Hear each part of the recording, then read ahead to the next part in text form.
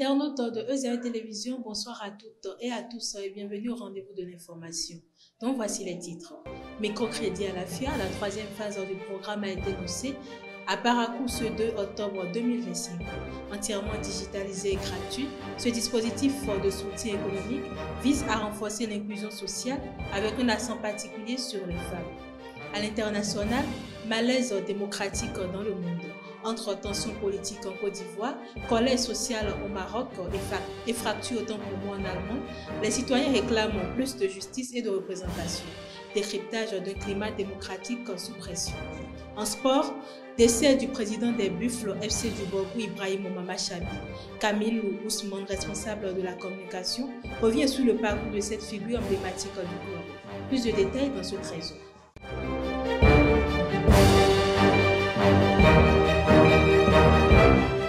Rebonsoir chers internautes. La troisième phase du microcrédit à la FIA a été lancée ce 2 octobre 2025 à Parakou en présence de la ministre Véronique Toye-Fondé. Le programme désormais entièrement digitalisé et gratuit vise à renforcer l'inclusion sociale et économique. Depuis 2016, près de 50 milliards de francs CFA ont été injectés au profit de 800 000 bénéficiaires, dont 82% de femmes. Le plafond de prêt passe à 200 000 francs CFA avec un taux d'assurance réduit à 0,35%.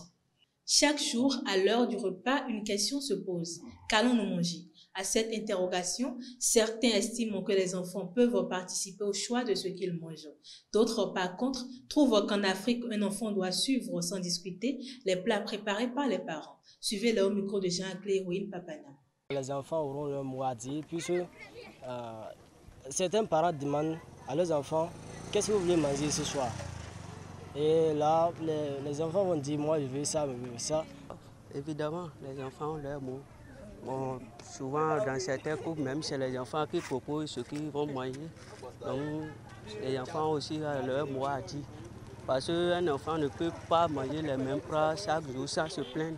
Je vais d'abord partir sur le point que ça va dépendre du type de famille en fait. Peut-être si c'est une famille bourgeoise ou une famille prolétaire, ça va dépendre de ça d'abord. Si c'est une famille prolétaire où il n'y a pas les moyens, je crois que les enfants feront mieux de s'adapter au régime que les parents les imposent parce que par manque de moyens. Maintenant, si c'est une famille bourgeoise, je crois que ces enfants-là seront déjà habitués à une variété de nourriture. Donc, si on les impose ces mets-là, peut-être c'est pour un passe-temps en fait. Ça dépend de chaque famille. Ça dépend de l'éducation que chacun a reçue dans la famille. Il y a des familles où les enfants n'ont pas de mots. Mais il y en a où, bon, papa n'est pas trop dur, maman n'est pas dur. Tu peux dire, bon, on est fatigué de la pâte ce soir, hein, ou bien un truc du genre. Mais il y a des familles où tu ne peux pas. C'est ce qu'il y a, vous allez manger. Si c'est la pâte chaque jour, ça vous allez manger. C'est au dehors peut-être, entre amis, vous allez dire, ah, nous chez nous, là, chaque fois c'est la pâte on mange. Mais tu ne peux pas dire ça à la maison. Ils vont trop te frapper même. Ce n'est pas que c'est parce que papa aime la pâte que tout le monde va manger la pâte. Parfois, les pères ont raison. Puisque si l'enfant dit par exemple, je vais manger sans feuilles, il y a du beurre dedans, les choses qui ne seront pas utiles dans la santé des enfants. Donc le père peut dire que ce n'est pas bon. Il ne peut pas dire ça directement à un enfant, mais il va trouver les mots pour dire que bon, tu vas manger la pâte, hein, aujourd'hui tu vas manger la pâte, donc demain je vais te faire les sans feuilles. Chacun a sa préférence. Nous ne pouvons pas dire que c'est ce que l'autre mange que nous devons forcément manger. On ne peut pas forcer quelqu'un à manger quelque chose. Chacun a sa préférence. Du coup, ce n'est pas parce que papa a mangé du riz que l'enfant aussi doit manger du riz. Ce n'est pas parce que papa aime la pâte, plus pain, plus combo, et tout, que l'enfant aussi doit forcément avoir envie de manger ça. Il y a des familles où, bon, les enfants disent non, on ne veut pas la pâte aujourd'hui, papa ne veut pas la pâte. Et bon. Là, papa peut dire, bon, maman, il faut les faire du spaghetti ou bien du riz. Vous voyez un peu, non? C'est un peu ça, ça dépend de chaque famille.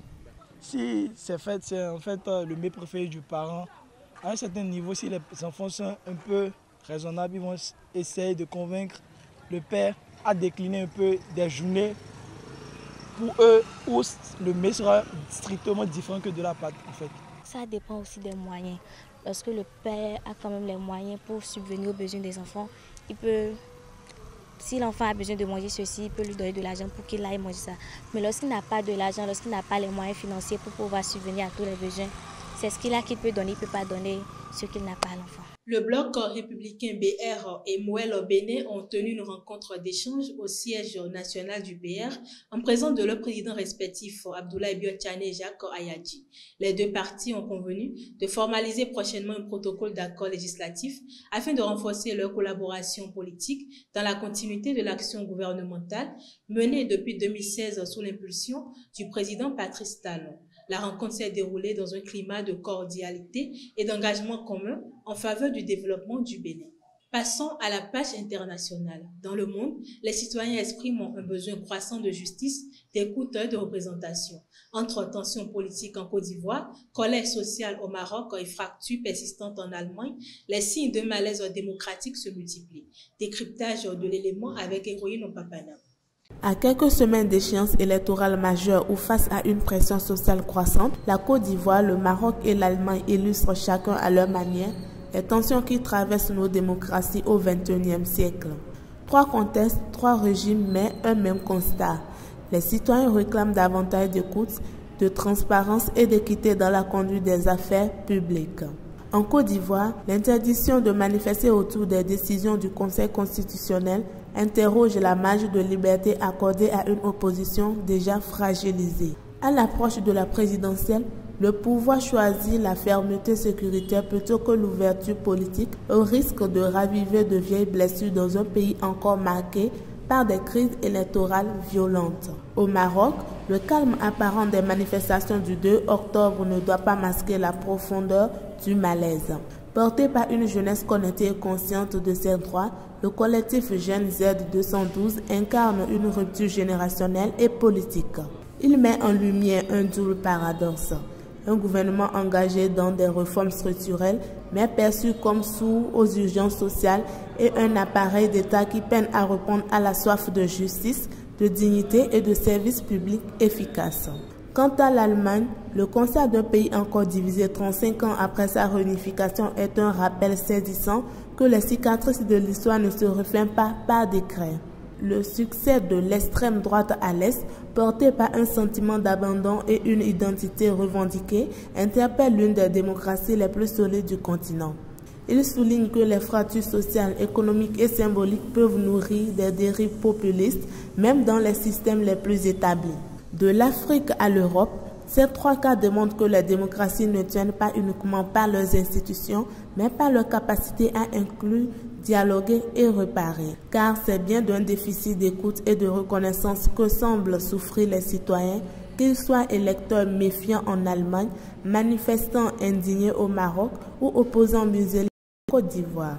En sport, la FIFA a désigné un quatuor arbitral égyptien pour diriger le match Rwanda-Bénin, comptant pour la 9e journée des éliminatoires du Mondial 2026.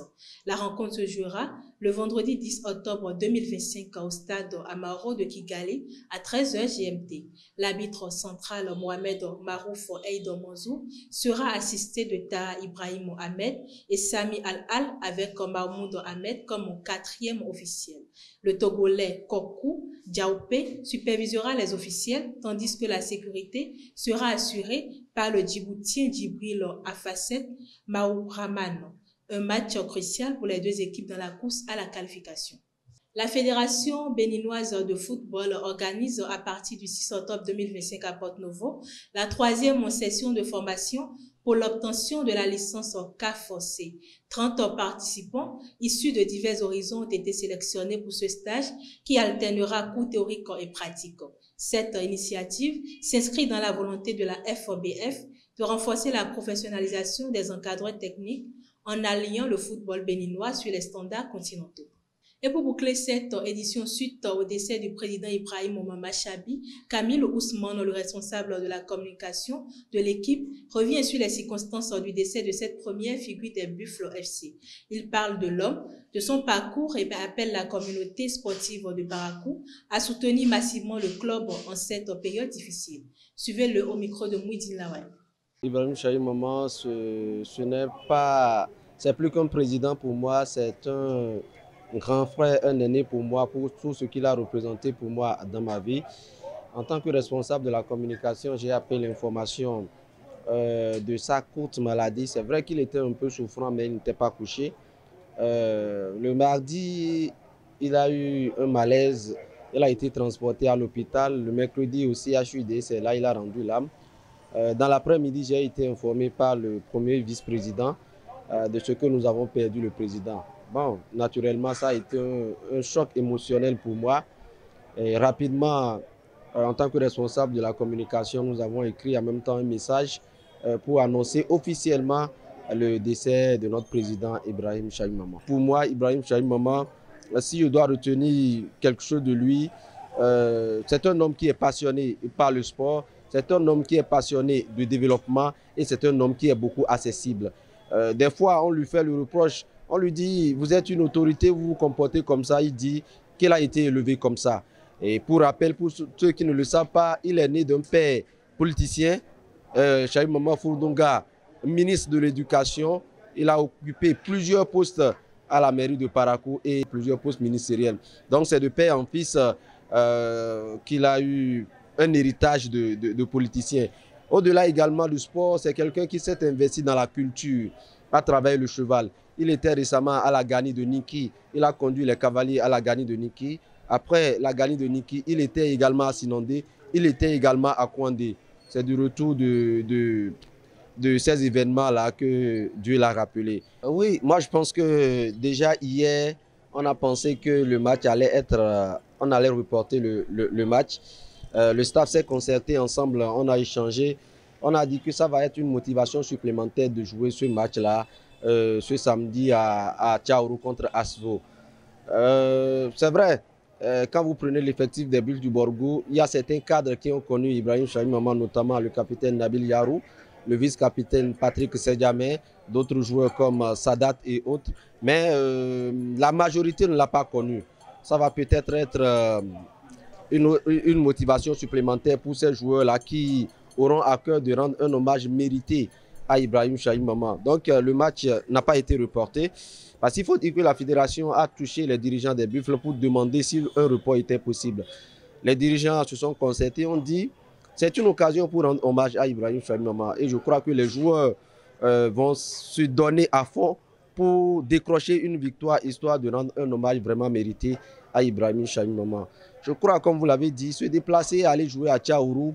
Bon, c'est vrai que Tchaourou, ça fait 55 km de Parakou, mais nous n'aurons pas tous nos supporters là-bas. On aurait aimé jouer les matchs à Parakou, mais on ne peut pas faire les omelettes sans casser les œufs. Pour avoir un stade flambant neuf, il faut accepter qu'on casse le stade de Parakou. Et pour casser le stade de Parakou, il faut nous déplacer pour aller jouer à Tchaourou. Je crois qu'un bus a été mis à la disposition des supporters pour faire le déplacement. Il y a certains supporters qui vont emprunter leur moto pour venir supporter les Buffles du Borgou à Tchaourou. Et le match aura lieu. Et une occasion pour les uns et les autres de venir nombreux supporter l'équipe parce que c'est la première rencontre sans le président Ibrahim Chahim Maman et toute la fédération sera mobilisée pour lui rendre cet hommage.